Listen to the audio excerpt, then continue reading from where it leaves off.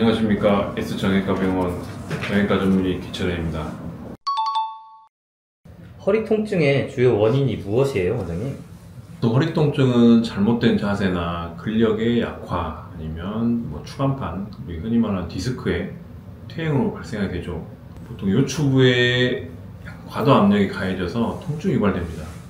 오래 앉아서 일하는 사무직들, 무거운 물건을 자주 들어올리는 직업군에서 발생하게 되고, 또 이제 이런 경우에는 추간판 탈출증, 즉 허리 디스크라고 하죠. 이것들이 흔한 원인이 될 수 있습니다.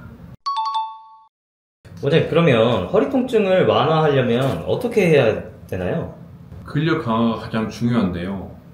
근력을 강화시키기 위해서는 좀 꾸준한 시간도 필요하고 좀 지속적인 노력이 필요한데, 환자분들이 그게 좀 힘들기 때문에 보통 통증이 좀 지속되고, 그러다 보니까 병원에 빨리 찾아오게 됩니다. 원장님, 오십견이 뭐예요? 오십견이란 보통 동결견 그러죠. 근데 이것은 의학적 용어로 유착성 관절막염이라고 합니다. 어깨 관절 주위 조직이 염증을 일으키면서 어깨 움직임이 제한이 되는 질환입니다. 보통 40대에서 60대에 많이 발생하는데, 특히 회전근개 손상과도 연관이 됩니다. 원인이 뭐예요? 원인은 과도한 염증이 관절막을 잡아버려 가지고 관절이 안 움직이는 겁니다. 그게 오십견이라고 하죠. 유착이란 말은 이게 들러붙는단 말이잖아요.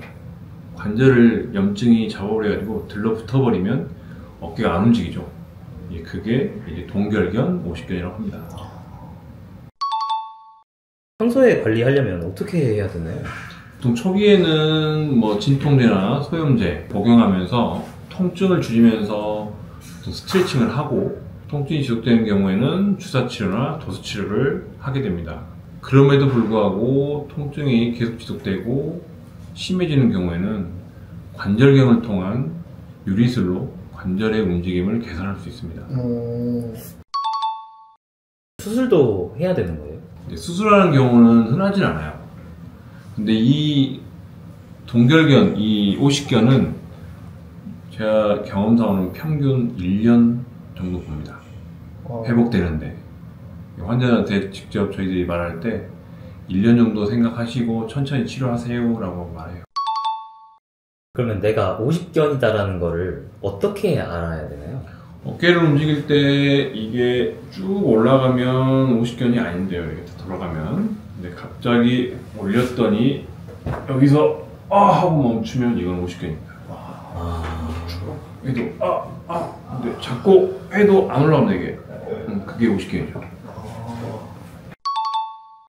저는 마우스를 되게 많이 쓰는 사무직인데 터널 증후군 같은 게 가끔씩 오는 것 같아요. 이거 어떻게 알아야 되나요? 보통 손목 터널 증후군은 이 세 개의 손가락 중에 네 번째 손가락 이 바깥쪽 이쪽까지 저림 증상이 오는 게 손목 터널 증후군 첫 증상이고요. 이거는 원인은 이 손바닥 이 한가운데 있는 정중신경이 이쪽으로 지나가는데, 이쪽에서 손목 터널은 이쪽에서 이런 근막이 하나 있습니다.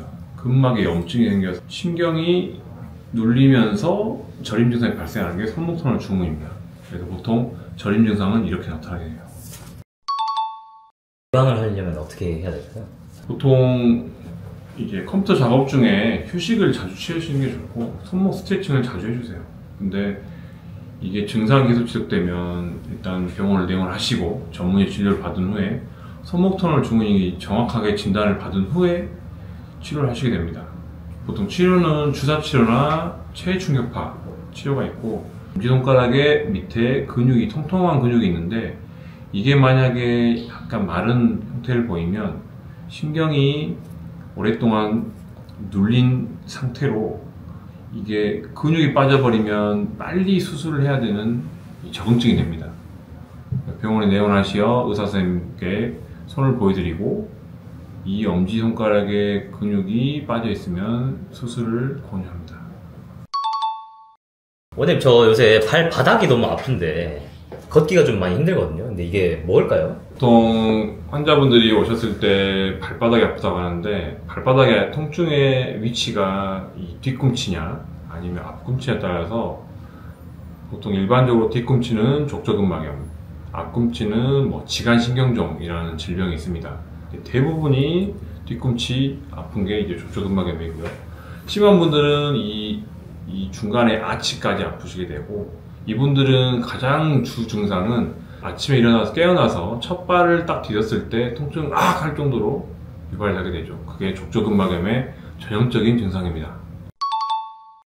그러면 치료는 어떻게 하나요? 보통 치료는 이 족저근막염의 뿌리가 되는 이 뒤꿈치 뼈 주위에 그 체외충격파라는 치료가 있어요.